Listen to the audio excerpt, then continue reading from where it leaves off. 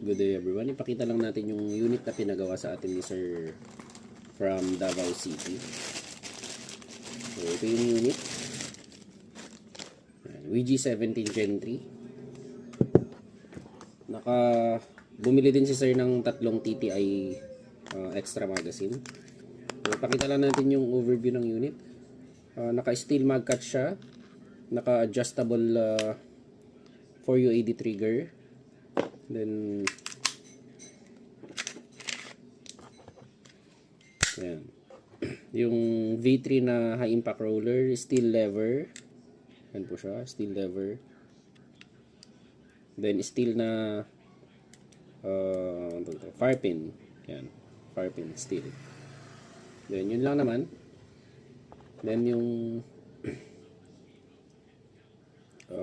chamber, fixed barrel, inner barrel, tsaka yung half rubber. Ayun yung half rubber niya. So may bala pa pala. So test tayo ng one.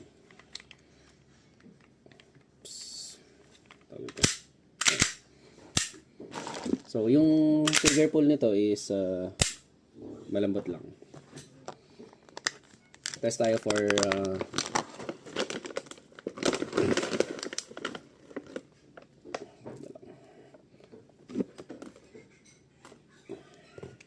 2, 4, 6 shots. 5 yung nasa magazine.